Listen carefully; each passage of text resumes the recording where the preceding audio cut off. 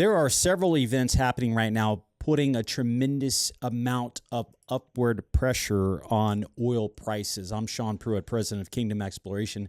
If you like this channel, please subscribe. It really helps me in my channel when you guys share and comment. Help me with the algorithm. I appreciate it. If you look here right now, oil prices, WTI crude is trading at $83 per a barrel. Brent crude is at $87 a barrel. I have no doubt in my mind that we're going to see even higher prices than what we see right now with everything that's happening, okay? And so what I'm not seeing a lot of people talking about is that major threat towards Saudi Arabia from the Houthi rebels. Okay, in 2019, the Houthi rebels bombed key oil facilities, causing a wild upswing in oil prices. And I'm going to be discussing that here in a minute. But right now, I'm going to go over the bullet points of all the things and the events that are happening right now, putting a tremendous amount of upward pressure on oil prices. Surge in oil prices triggered by multiple conflicts. The combined impact of the Russia-Ukraine conflict, Israeli operations in Syria, and Houthi actions in Yemen have sharply driven up oil prices, with Brent crude reaching $87 per barrel. These events collectively signal the high potential for oil prices to surpass the $100 mark due to heightened geopolitical unrest and strategic operations affecting global oil prices. So as you know, Russia and Ukraine are at war. The Middle East, the Houthi rebels, Iran and all its proxies are at war with Israel. And those conflicts are proxies. And so Israel is escalating the war in Syria. And the war in Yemen is heightened. The Houthi rebels have successfully sent and launched rockets all the way from Yemen all the way to Israel. The turmoil in the Middle East is escalating. The war between Russia and Ukraine is escalating, and the gloves are off. They're attacking on every side. They're attacking key oil infrastructure, and this is a major reason why oil prices continue to rise. So you got to ask yourself this question: is the Russia and Ukraine conflict going to eventually come to an arrangement of peace where that war ends? Do you think this Israeli conflict with the Palestinians, and do you think Iran is going to back down? And the obvious answer is no. The pride is inevitably going to end in their demise. Putin has more pride. Iran has more pride. Ukraine, they can't give up this war. America is sitting here saying, hey, Ukraine, let's not bomb Russian oil facilities. You know, they're at war. And who is America? I know that we're paying for this war, but America is crazy to think that they could dictate whether Ukraine drops bomb on Russian oil facilities or not. To me, that's just crazy, because the way to attack Russia, attack their oil facilities. If they can't sell oil, if they can't produce oil, if they can't effectively refine their oil, then their oil is worth nothing. And they don't have enough storage facilities to hold the oil they're producing. So they have to cut back their oil production, okay? And so that reduces global supply, causing oil prices to go up. We're seeing in the Middle East, the more volatility we have with the Middle East, the higher oil prices go up. Let's get into more of this. Strategic attacks amplifying global energy security concerns. The deliberate targeting of energy infrastructure in these regions not only underscore the strategic use of energy assets in conflicts, but also possess a significant threat to global energy security. Such actions, including Russia's precision strikes in Ukraine and Israeli and Houthi attacks, magnify the vulnerability of global energy supply to geopolitical tensions. Geopolitical tensions disrupting supply chains beyond the immediate conflict zones. The repercussions on global supply chains are profound, with drone attacks on Russian refineries and Houthi strikes in the Red Sea disrupting oil flows and amplifying supply disruption risk. These disruptions highlight the critical choke points in oil transportation and the direct impact of geopolitical risk on oil supply. It's forcing Yemen is where the Houthi rebels reside, and they're attacking ships in the Red Sea, and they're attacking ships that come through the Red Sea here. Here is the Suez Canal. and they're causing these ships to route around all the way to here, and it's causing shipping costs to go up. And so if it costs more to ship oil, then that oil is sold for more. That causes oil prices to go up. That causes a tremendous amount of uncertainty. They're attacking ships with huge cargoes of oil, and the Houthi rebels is threatening Saudi Arabia, okay?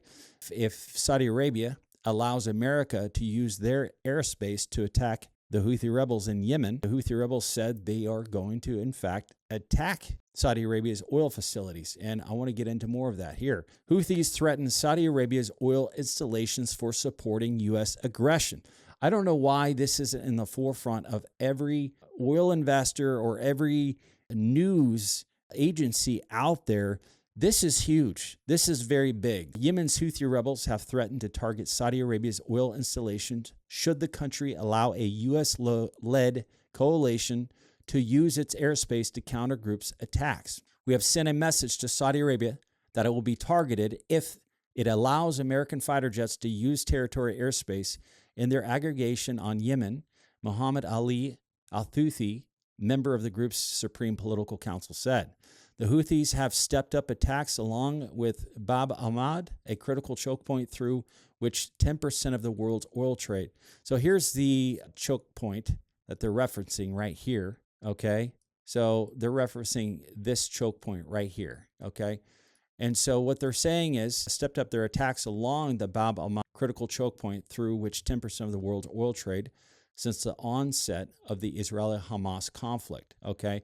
So they've stepped up to their attacks in this critical choke point right here, and this is where 10% of the oil trade, global oil trade, flows through, okay? The Yemen group has gone after oil tankers and containers that have any Israeli ownership or have been bound for one of the country's ports, prompting several global ship liners to redirect via the longer Cape of the Good Hope route. Okay, as you can see here, this is the original, the typical route that they go on, which is right here.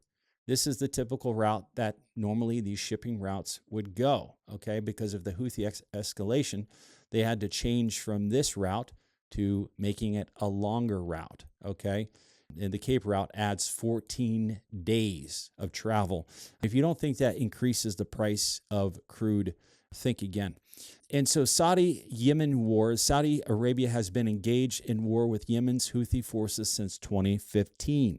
The Houthis also escalated attacks in 2019, targeting 2 critical energy installations in Saudi Arabia. Okay, the attacks temporarily halved Saudi Arabia's oil production and led to the biggest intraday jump in oil prices. Okay, and continued threats. The Houthis have previously threatened to strike the UAE, United Arab Emirates, for providing an alternative port and land route for cargoes destined for Israel, while the Houthis have previously targeted the UAE for its role in the Yemen war. They have not struck targets in the Gulf countries since the start of the Israeli-Hamas conflict. Okay, so the Houthi rebels are threatening the UAE and Saudi Arabia's oil facilities. They're going to attack their oil infrastructure if they aid anyone to attack any of the Iranian proxies, anyone that supports in the aid of Israel. Look, this is a religious war, guys. They live for religion. They don't live to live a lavish lifestyle. The American life is chasing after the American dream. Big house, big cars, beautiful family, multiply, succeed, give more to your children, go on vacation, enjoy lives. These people live to please Allah. That God says you have to destroy the infidel. Right now, the infidel is Israel. They're willing to die for this. They're the same people that crashed into the Twin Towers in 9/11. They serve the same God they did. They will die for their God because that's the only way they could go to heaven. Imagine serving a God that says, hey, in order for you to go to heaven, you must die to destroy the infidels. You must do this. And that's exactly that voice that they're following. In the guilt and the fear and anxiety from not fulfilling their God, their idol, whatever it's telling them to do, is worse than not fulfilling the very thing. And so, bottom line, the Houthi rebels are driven by a God that says destroy. And so they think by making threats and by fulfilling these threats gets them to heaven. And some of these individuals that were murdering innocent women and children that were Israeli and calling their dads and saying, Dad, hey, I just killed a mother. I just killed a child, and they're praising Allah. These are sick, twisted people that do not think like you and I. They want to destroy all of the infidels. And anybody that gets in their way, anybody that supports Israel is their enemy. And right now, Saudi Arabia has been supporting America to defend. If Saudi Arabia continues to support America in any way to help with the Israeli conflict or to attack the Houthi rebels will respond like in 2019. And it could potentially escalate to the UAE as well. And so I'm telling you right now, the tensions are heightening. They are at war. Israel have today dropped a tremendous amount of bombs on Syria. That war in Syria, that war in the Middle East is escalating, and Iran is building more drones, more rockets, and they're making more money because look at oil prices. Oil prices are well on their way to $90 per barrel, and these guys are selling more oil than they have thanks to you-know-who. And so they're becoming very rich, and they have a tremendous amount of capital to multiply their efforts to wage war against the West and anybody that comes against them. And in this situation, it's anybody that supports Israel. OPEC Plus decisions and market volatility. In response to the tumultuous global landscape, OPEC Plus decision to maintain output cuts further tightens the supply, potentially leading to higher oil prices. This decision, amid escalating regional conflicts and market volatility, plays a crucial role in shaping the bullish outlook for oil prices. It is a pivotal factor for investors. Now, OPEC Plus continues to maintain their oil output cuts in the midst of global tensions, geopolitical tensions, in the midst of the Ukraine-Russia conflict, in the midst of the Middle East tensions increasing, in the midst of oil prices rising. They continue to maintain cutting oil output because the crown prince in Russia, who seems to have a strong hand in the OPEC control of how much oil is produced, cannot survive without high oil prices. Russia cannot afford his war in Ukraine without high oil prices. Saudi Arabia cannot fulfill its ambitious plans and goals without high oil prices. The young prince has a tremendous amount of pride, and he'll do whatever it takes to keep oil prices high, to fulfill his ambitious goals, and to be a greater king than his predecessors. It's all about what people think of him. He spends his days wanting to be a great king, a great leader, and to fulfill the things that he says and his ambitious plans. At the end of the day, he's willing to do whatever it takes. So is Putin. If Putin loses this war, that's going to be egg on his face for the rest of his life, and that's the legacy he's going to leave behind. Putin wants to leave a legacy where he's feared, and he wants to be known as the one that won that Ukraine war, and he's going to do whatever it takes. The attack on their energy facilities was a low blow. It's given him a black eye. He's bleeding. There's blood in the water. They could see him bleeding out. And it's putting a faith in Ukraine. Putin is looking weak to the world. So his retaliation is going to be based on weakness and fear of wanting to maintain a place of strength and power. And so the situation is going to escalate, as well as the Middle East tensions. And so what we see today with oil prices, tomorrow, I truly believe as everything escalates, oil prices will continue to rise. And OPEC seems to be the only one that understands what is happening with the global oil trade, while the woke American Energy Information Administration, these administrations have gone woke, and they are ignorant to what is really happening, okay? Because the people they're hiring to run these organizations are part of the agenda. Okay. And so I want to get into what OPEC is saying about where oil prices are going. Despite the geopolitical challenges, OPEC projected need for 11.1 trillion in investments by 2045 to meet global energy demands. The underscores the sector's resilience and potential for growth, encouraging investments in oil infrastructure, resilience, and diversification to mitigate risk. And so OPEC is saying that there needs to be 11.1 trillion in investments by 2024 to meet global energy demands, okay? And so what he's saying is, look, guys, if we don't invest this amount of money, there's not going to be enough oil to meet with a global demand, okay? Now, if you look at the recent report, if you look at the recent chart here, okay, the thing we want to focus on, this is OPEC. You could get on OPEC's website. And so total world oil demand, okay? Now, if we look here, total world oil demand, 2021, our demand was 97 million, 99 million 2022, 102 million 2023, and then first quarter of 2024, 103.33 million. And they're saying we're going to grow by the last quarter of this year to 105.69 million, okay?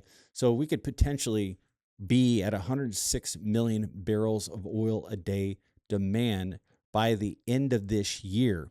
And so that's roughly an increase of almost 4 million barrels of oil. So about 3.5 million barrel a day increase demand by the end of this year. Where's that oil going to come from? Shale oil is declining, okay? We reached a peak. If you look at, this is U.S. oil production, okay? In 1920, we were producing 1 million barrels of oil a day. And then we peaked in 1970 at 9.8 million barrels of oil a day. This is all conventional oil, okay? Conventional oil is where you're not using big fracs. It's not shale oil. It's just conventional. It has higher porosity, higher permeability, and you produce oil without a major frac, okay? And then we started seeing a decline in oil output. Why? Because all the easy to get to conventional oil was already produced. And so it was reducing the quality of assets, okay? So they weren't making those major discoveries. And so they started going offshore, okay? They started going in different countries to increase. Well, then they came back home in 2012 and started producing shale oil. Now, shale oil was the result of there not being enough conventional oil, okay? And the banks started lending a tremendous amount of capital to these big shale companies. And so we went from 6.2 million barrels a day, and we climbed to 13 million barrels a day in 2019. And then COVID hit, and production output dropped. And then we peaked at 13.2 million barrels a day December of last year.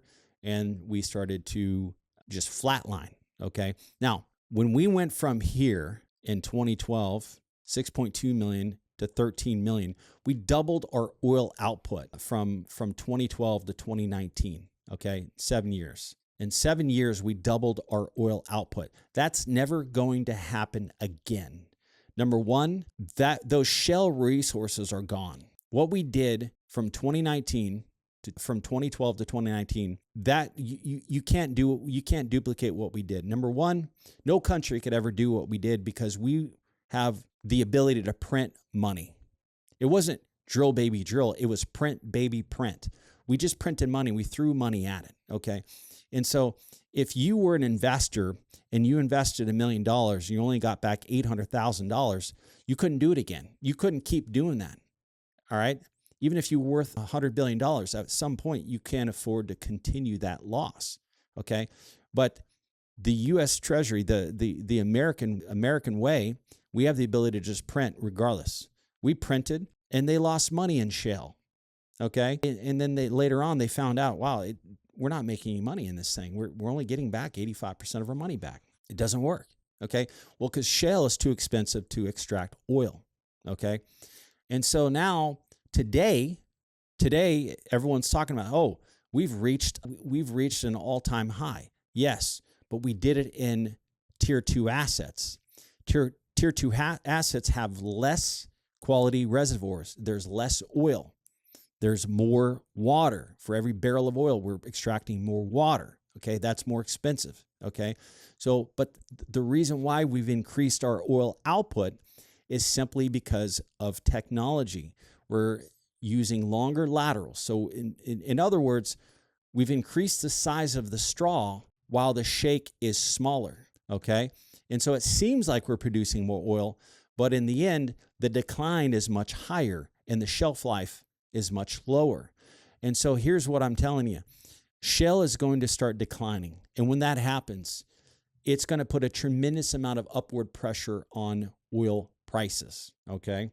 And so let's read a couple other things here. Shifts in energy investment policy, the ongoing conflicts and their impacts on the energy market prompt reassessment of future energy investments and projects pushing towards safer regions or alternative energy sources. Moreover, these tensions are expected to expedite shifts in global energy policies towards renewable energy and energy independence, reshaping investment strategies within the oil sector for a sustainable future. Now, the whole green energy thing, is it going to work? I don't know. But is it working? No, it's not.